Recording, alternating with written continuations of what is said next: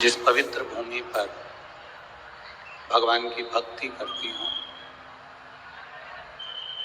पांडुरंगा हरि विठ्ठल, जिस पवित्र भूमि पर नित्य प्रति कृपा दृष्टि बनाकर रखते हो, ऐसी पवित्र भूमि जलगांव की, जहाँ श्री बड़े जटाधारी महादेव मंदिर, बड़नगरी फाटा,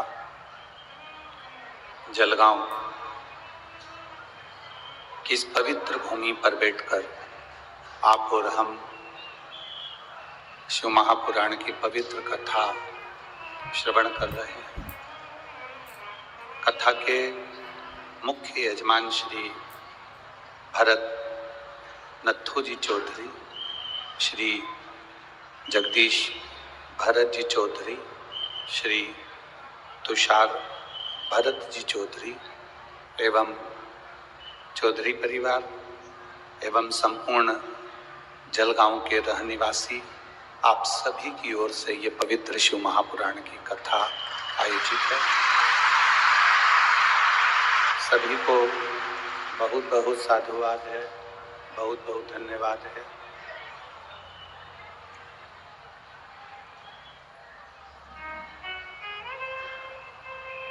भगवान शंकर की कथा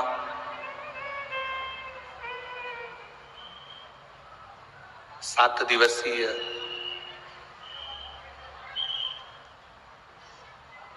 कोई साधारण सी कथा नहीं,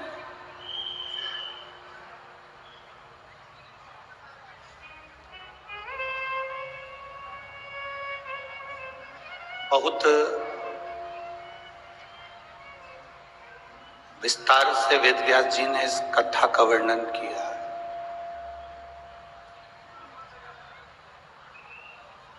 इस कथा को 24,000 श्लोकों में वेदव्यास जी ने वर्णित किया।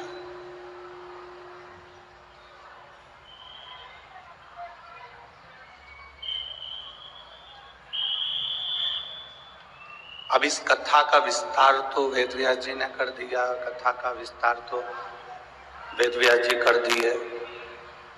संपूर्ण विश्व में इस कथा को वेदव्यास जी ने दे दिया।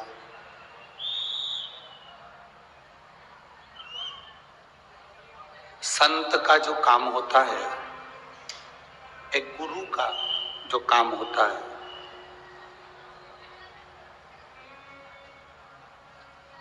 वो संपूर्ण ब्रह्मांड के कल्याण के लिए कुछ ना कुछ देने का कार्य होता है। संपूर्ण ब्रह्मांड के कल्याण के लिए। और एक गुरु,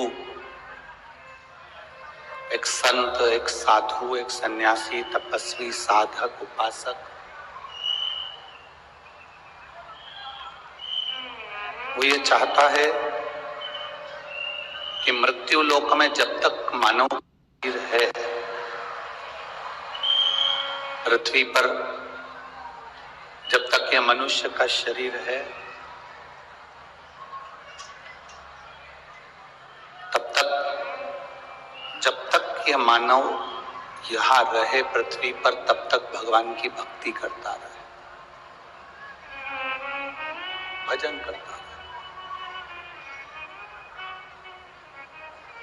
कथा मंडप में जितने संत, साधु, ब्राह्मण जन, गुरुजन, कोई मिनिस्टर, कोई मंत्री, कोई आमदार, कोई खासदार, जो भी यहाँ बैठे हैं, सभी को नमन है, सभी को साधुवाद है।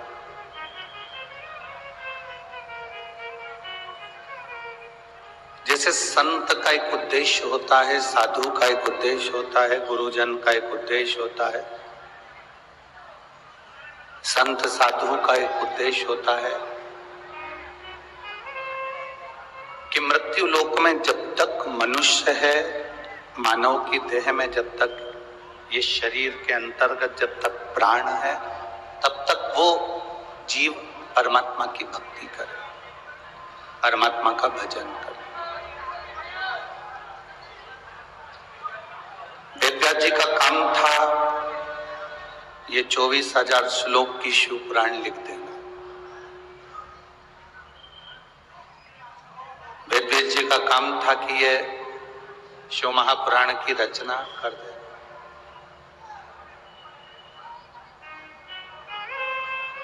अब उनका काम था कि इसकी रचना कर देना। आपका काम है कि शिव महापुराण की जो रचना वेदव्यास जी ने करी है, शिव पुराण की रचना जो वेदव्यास जी महाराज करे हैं, उस रचना को, उस पुराण को अपने भीतर उतार।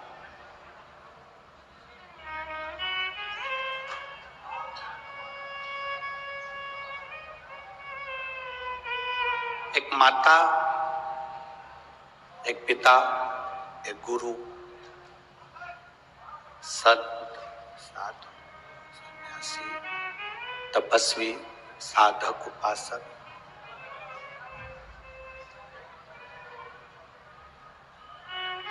आजकल बहुत सारी गाड़ियां आ रही हैं जिनमें क्लच नहीं है।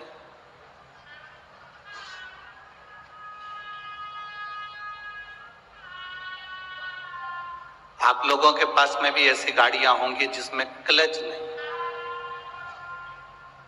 आजकल बहुत सारी गाड़ियां आ रही हैं जिसमें गियर नहीं है। आपको अलग से गियर लगाने की जरूरत नहीं। बोलो मेरी जलगांव की जीजियों और मेरे जीजाओं, सही बात है कि गलत है? आजकल ऐसी ऐसी गाड़ियां आ रही हैं जिस गाड़ी में क्लच नहीं है, गियर नहीं है।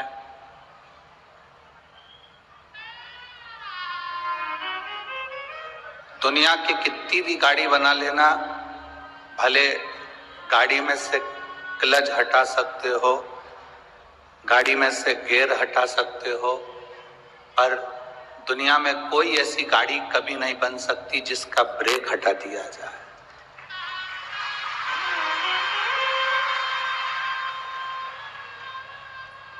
जलगांव में ऐसी गाड़ी चलती हो बिना ब्रेक की तो बात दूसरी है, पर बिना क्लच की गाड़ी चल सकती है, बिना गियर की गाड़ी चल सकती है, पर बिना ब्रेक की गाड़ी नहीं चलती। तो घर में जो माँ होती है, घर में जो पिता होते हैं और गुरु होते हैं, ये ब्रेक का काम करते हैं, आपको गलत जगह से रोक देते हैं। ये ब्रेक, क्लच के बिना गाड़ी चल सकती है, गियर के बिना गाड़ी चल सकती है, पर ब्रेक के बिना गाड़ी नहीं चल सकती। उसी तरह तुम्हारी जिंदगी भी सबके बिना चल सकती है, पर माता पिता और गुरु के बिना नहीं चल सकती। वो गियर है, वो ब्रेक है। आप कहीं गलत जगह जा रहे हैं तो आपके माता पिता आपको रोक देंगे। आप कोई गलत काम कर रहे हैं तो आपके माता पिता आपको रोकेंगे। आप किसी को अपशब्द कर रहे हो तो आपके माता पिता आपको रोक देंगे।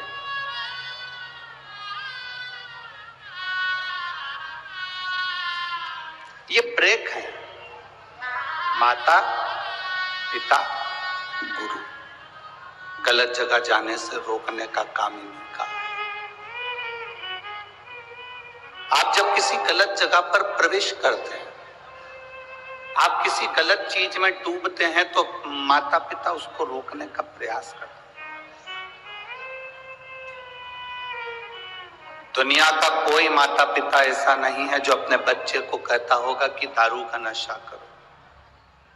दुनिया का कोई माता पिता ऐसा नहीं है जो अपने बच्चे से कहता होगा कि मदिरा कब पियो। दुनिया का कोई एक माता पिता या गुरु ऐसा नहीं होगा जो अपने बच्चे से कहेगा कि तुम नशे में डूब जाओ। वो रोकेंगे। आप गलत जगह जाओगे, रोकेंगे। आप गलत जगह पर जाने का प्रयास करोगे, वो रोकेंगे। वो रोक। हमारा बच्चा, हमारा बेटा, हमारी बेटी कहीं गलत जगह ना जाए। गाड़ी में जैसे ब्रेक की बड़ी भूमिका होती है, गाड़ी में ब्रेक की बड़ी भूमिका होती है, उसी तरह हमारे जीवन में हमारे माता पिता, गुरु और शिव पुराण की बड़ी भूमिका होती है, बहुत भूमिका।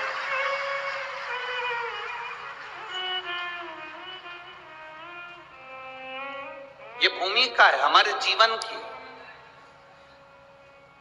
ये भूमिका है हमारे जीवन के एक आनंद की।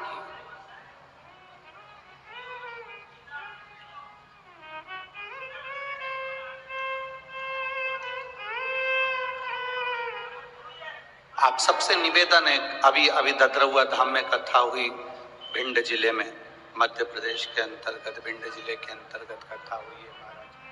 तब हमने वर्णन किया था, आप लोगों ने अगर कथा सुनी होगी तो आपके स्मरण में होगी, ढीले कम करके आशीष प्रेशर बढ़वाओ, प्रेशर। आप लोगों ने कथा में श्रवण किया होगा कि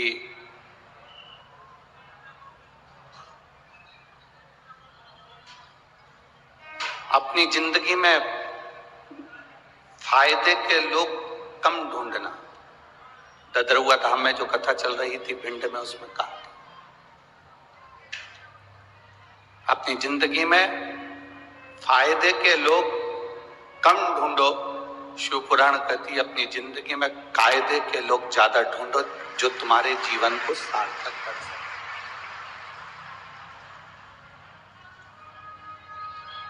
जो तुम्हारे जीवन में कुछ अच्छा कर सके, तुम्हारे जीवन को कुछ अच्छा दे सके, तुम्हारे जीवन को कुछ अच्छे लक्ष्य तक पहुंचा सके।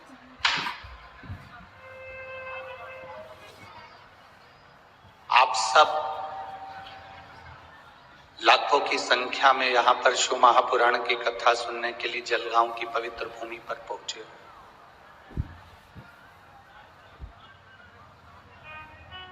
और जलगांव की इस पवित्र भूमि पर यदि आप कथा श्रवण करने के लिए पहुंचे हो, कथा सुनने के लिए पहुंचे हो, तो बड़े जटाधारी महादेव से प्रार्थना करना, भगवान शिव से विनती करना, भगवान शंकर से प्रार्थना करना कि जिस कथा को आप श्रवण करने के लिए पहुंचे हो, देवादिदेव महादेव आपकी झोली खुशियों से भरकर यहां से भेजे और आप भगवान की भक्ति पाकर जाए।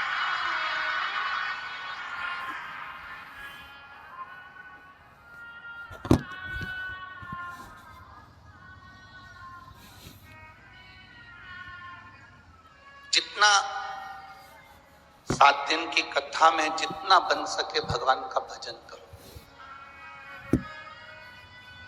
पंडाल में जहां कहीं भी बैठो, श्री शिवाय नमस्तुभ्यम जपते रहो, भगवान का नाम जाप करते रहो,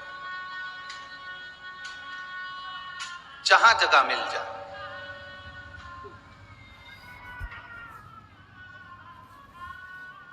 हम जानते हैं धूप भी लग रही होगी, बाहर पंडाल में बैठने की तो कोई जगह यहाँ पूरे ग्राउंड में दिख नहीं रही है, पर आप लोग जहां बैठे हो वहां बैठकर भगवान की कथा को सुन रहे हो। भगवान की कथा को सुनकर उसको अपने दिल में उतारने का प्रयास करना, भगवान की विरल भक्ति को अपने हृदय में उतारने का प्रयास करना। जहां बैठो वहां बैठकर। अब कई लोग कहते हैं गुरुजी हमें आगे बैठने की जगह नहीं मिलती, कोई कहता है हमें वहां बैठने की जगह नहीं मिलती। हम एक बात आप लोगों से कहना चाहते हैं, 10,000 रुपए महीना कमाने वाला व्यक्ति और 10 लाख रुपए महीना कमाने वाला व्यक्ति, दोनों में चैन की नींद कौन सोता है? आप बताओ जरा।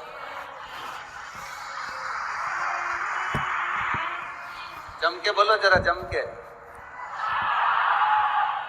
10,000 रुपए कमाने के बाद भी वो फुल एंजॉय की जिंदगी जीता है, फुल एंजॉय। क्या किसको रोइए, चादर तान के सोइए। और 10 लाख रुपए महीना कमाने वाला बीपी और शुगर की गोली खाकर, नींद की गोली खाकर फिर सोता है कि नींद आ जाए। तो तुम इस अंदाजे में मत रहना कि अपन आगे बैठेंगे तो ज्यादा सुख मिलेगा। हो ये अंदाजा छोड़ दो। तुम जहां बैठे हो ना, उसके बराबर कहीं सुख नहीं है। जहां बैठे हो, कम से कम इतनी जगह तो तुम्हारे पास में होगी कि तुम पांव लंबा कर लो, 2-4 बार कमर वमर सीधी कर लो ना, तो तुम्हारे पास में।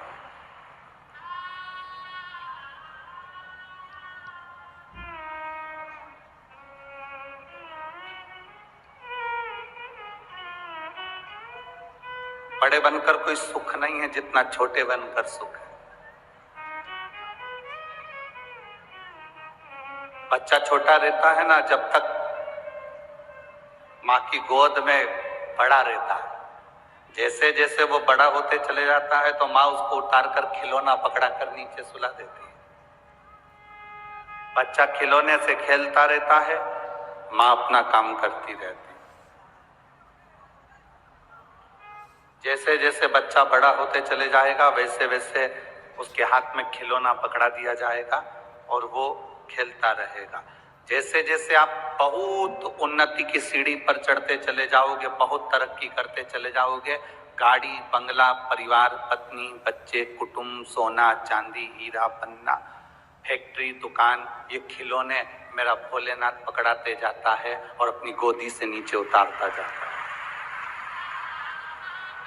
जितने छोटे बने रहोगे उतने परमात्मा के करीब बने रहोगे, भगवान के नजदीक बने रहोगे, भगवान के पास बने रहोगे। जितने छोटे हो उतने परमात्मा के करीब हो।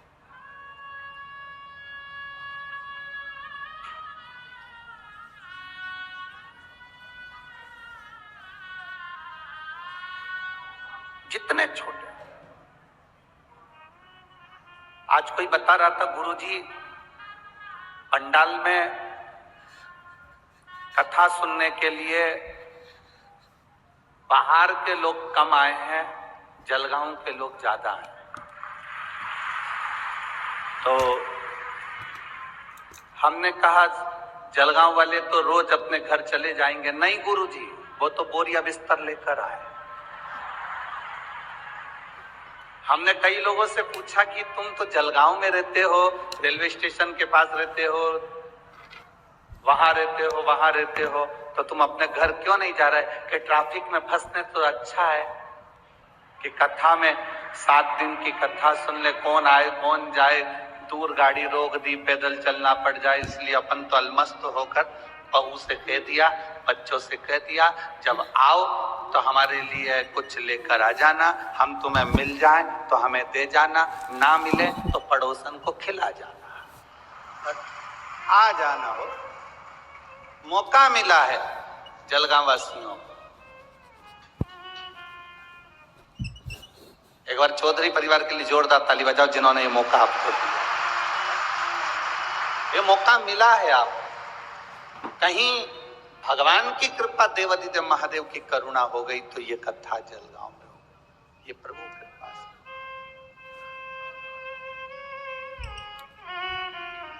पर उम्मीद नहीं थी कि पहले दिन तुम इतने आ जाओगे रे।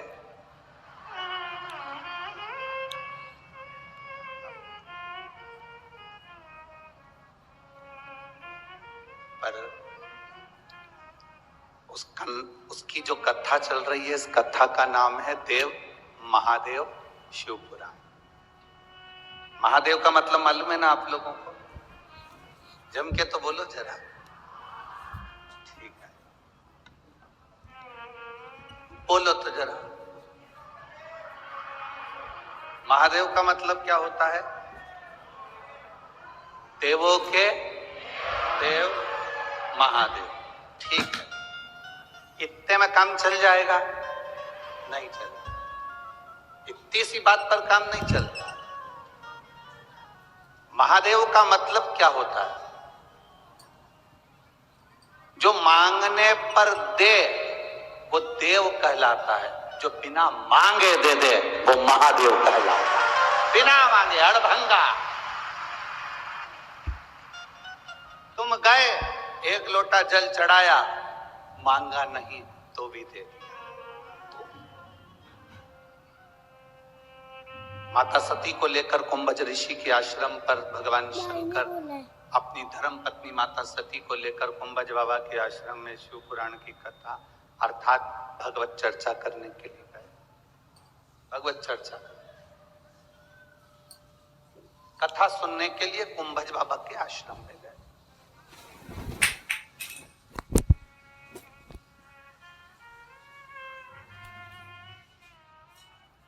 अब जरा विचार करिए,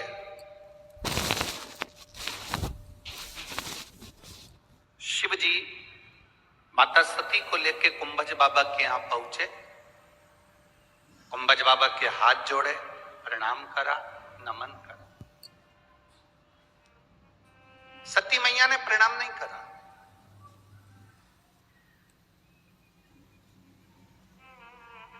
माता सती प्रणाम नहीं करी है कुंभज ऋषि को, अगस्त ऋषि को प्रणाम नहीं कर।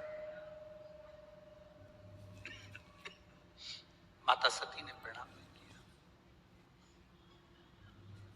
प्रणाम केवल देवादिदेव महादेव ने किया। सती मैया प्रणाम नहीं करी। तो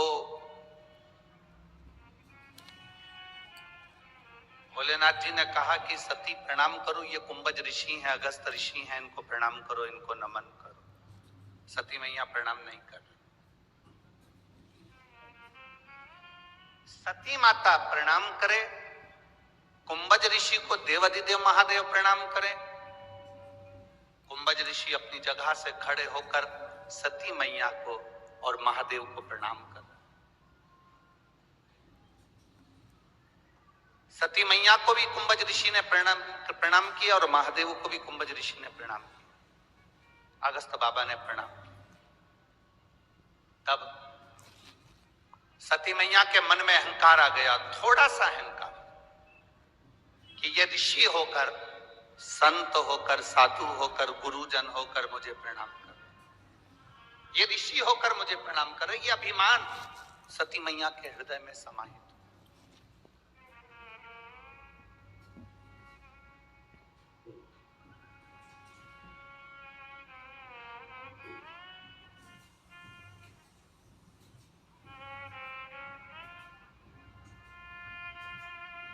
अब कुंभज ऋषि से शंकर भगवान ने पूछा कि आपको हम प्रणाम करते पर आपने हमको प्रणाम कर लिया, ये क्यों करा? तो कुंभज बाबा कहते हैं कि मैं कथा बांचने वाला हूं और आप कथा सुनने वाले। बांचने वाला और सुनने वाला, इन दोनों में बड़ा होता है कौन? बड़ा होता है कथा बांचने वाला बड़ा है कि सुनने वाला बड़ा है? कथा बांचने वाला कभी बड़ा नहीं होता, बड़ा होता है कथा सुनने वाला। कथा बांचने वाला कभी जिंदगी में बड़ा नहीं है, कथा सुनने वाला बड़ा है। बांचने वाले का क्या है? व्यासपीठ पर आएगा, 3 घंटा बांचेगा, बोलेंगे, समझाएंगे, चले जाए। पर श्रोता, सुनने वाला बड़ा, अपना घर परिवार कुटुंब सब छोड़कर, घर परिवार कुटुंब सब छोड़कर 3 घंटे के लिए भगवान की कथा में जाकर बैठते हैं। इसलिए बांचने वाले से बड़ा सुनने वाला। श्रोता बड़ा, सुनने वाला बड़ा।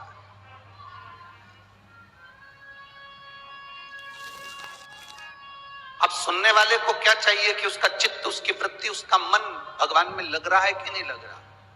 हम कई लोगों से कहते हैं कि आप बहुत दूर दूर से आए हो, 100-100, 50-50, 500-500, 200-200 रुपए खर्च कर कर ऑटो में किराया लगाकर आप यहाँ पहुंचे हो। 1-2 रुपए का पानी का पाउच, 5 रुपए का बिस्कुट, 10 रुपए का कुरकुरा, 10 रुपए की पानी की बोतल के चक्कर में या उड़ता हुआ कैमरा तुम्हारे पास में द्रोण आए, हाथ हिलाने में आप इस कथा को मत छोड़ना। कोई पानी देने भी आए तो उससे कहना हम 2 बाटल हमारे साथ लेकर आए हैं, जिसको जरूरत पड़ रही हो, धूप में जो बैठा हो, गर्मी में जो बैठा हो, उसको हम लाएं। और मेरी जीजियों, आपसे निवेदन पहले भी कथा में कर, आज फिर करते हैं, सोने चांदी की कोई रकम पहनकर कथा में नहीं जाना, कोई हीरा पन्ना लेकर कथा में नहीं जाना, कोई कीमती मोबाइल लेकर कथा में नहीं जाना। दूसरा, अपने साथ में 2 पानी की बोतल लेकर बैठो।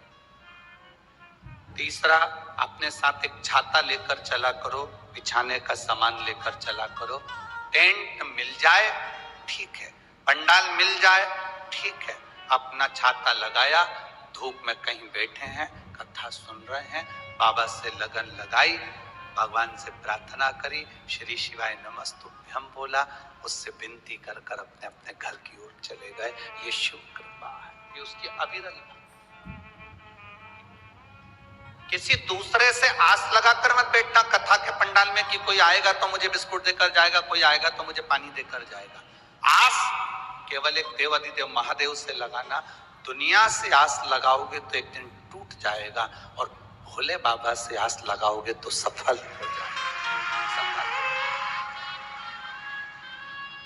वक्ता से बड़ा श्रोता होता है। सुनने, जिसने, श्रोता का मतलब क्या होता है? जो सुनने वाला।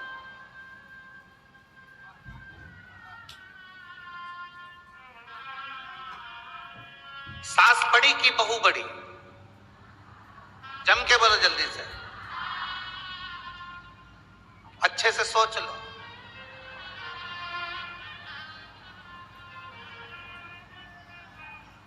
बहुत अच्छे से विचार करके बताओ, सास बड़ी की बहू बड़ी?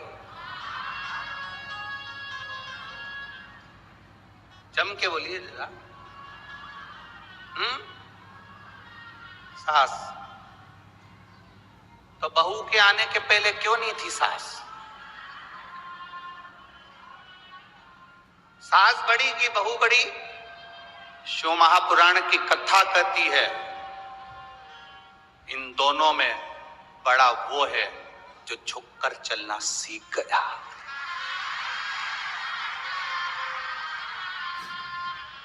बहू सास के चरणों में झुककर चल रही है, प्रणाम कर कर चल रही है, नमन कर कर चल रही है, और सास झुककर प्रणाम कर रही है, तो बड़ा है। झुककर जो चले, परिवार में झुकने की प्रथा बनाई है। सबसे ज्यादा कठिन आज के जमाने में जो परिवार में चल रहा है, लोग झुकना भूल गए, लोग झुकना।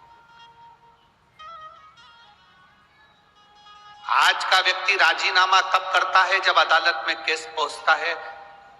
जो अपनी जिंदगी में राजीनामा कर कर चलता है कि किसी ने कुछ बोल दिया, कोई बात नहीं, राजी राजी रहना है, अपशब्द नहीं कहना है।